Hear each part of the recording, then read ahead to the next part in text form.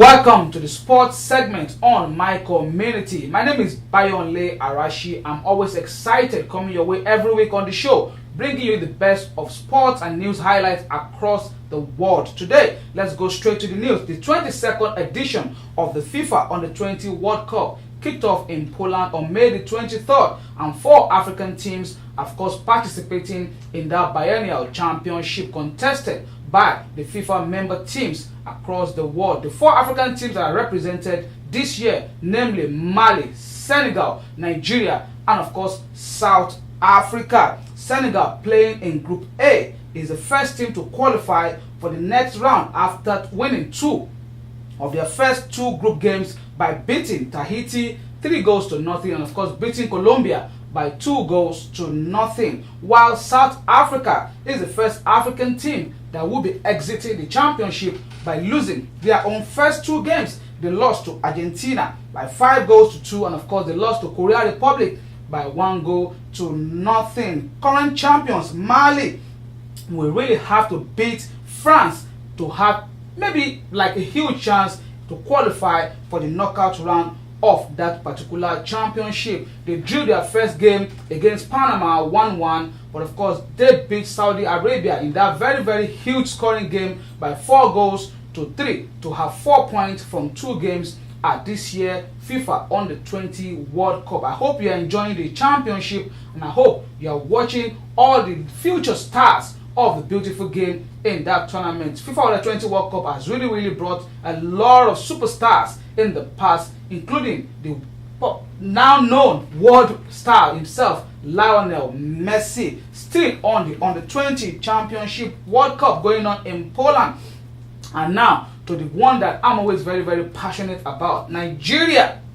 Of course, Nigeria is playing in that tournament, and they are placed in Group D alongside Qatar, Ukraine, and of course the United States, which even makes it even tougher because United States is home, Nigeria is a home country, so it's really complex, but it is what it is right now. The Nigeria Under-20 Flying Eagles, that's what they are called. They won their first game by beating Qatar by 4-0, and of course a lot of people were excited that maybe they can go all the way in the championship, but they lost their second game to the very young, determined and talented United States Under-20 men's side. They lost by 2-0. If you watch that game or the highlight of that game, you will probably be very disappointed as a Nigerian, because the USA side, they showed character, they showed talent, they showed discipline, while the other team, Nigeria, were just running around the field, not playing with any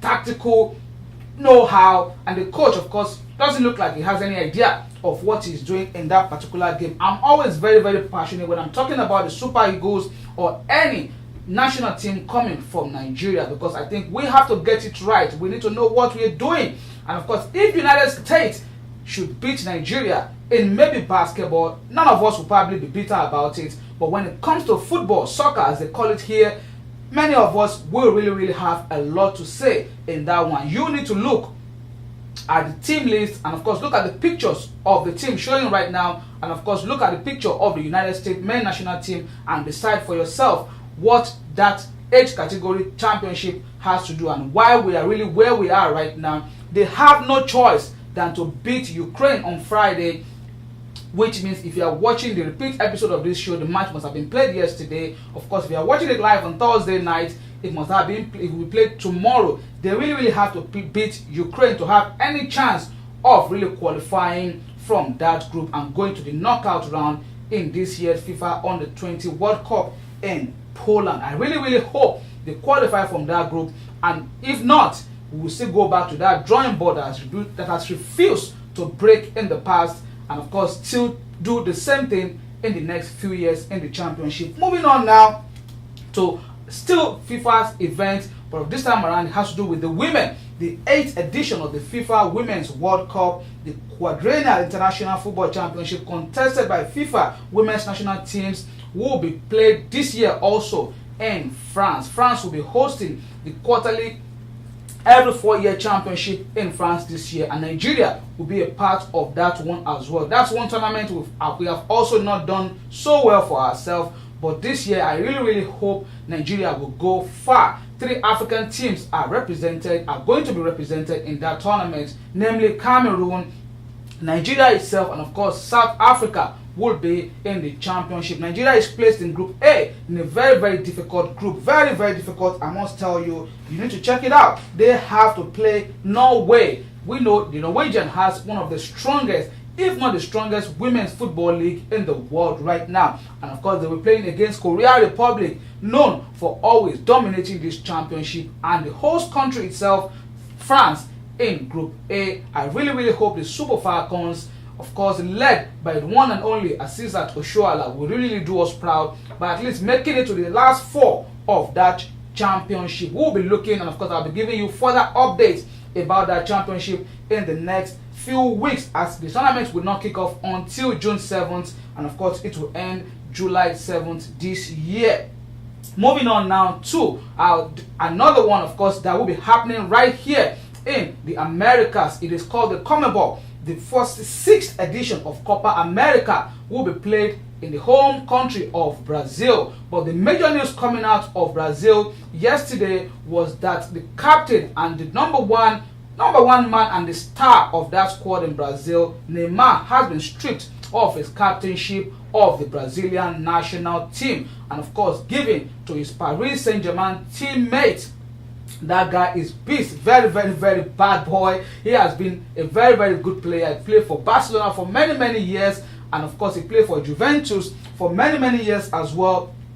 But this time around, he will be leading Brazil to this year's CONMEBOL tournament. Dani Alves is the one I'm talking about. I think he's about 34 year old now. He is the captain of the Brazilian national team after it was being taken from Neymar. I guess they want him to sit up and get to play his football and really enjoy himself and entertain the people. Hopefully Brazil can go all the way in the tournament. But of course, another news filtering in regarding this CONMEBOL championship is former President Barack Obama advising the Argentine national team, and led by Lionel Messi, because he felt Lionel Messi should win something with Argentina before he retires from the game. He says one of the things that will really help them in the championship will be unity. We hope to see unity among the Argentines and of course among the teams that will be playing in this year's Copa America.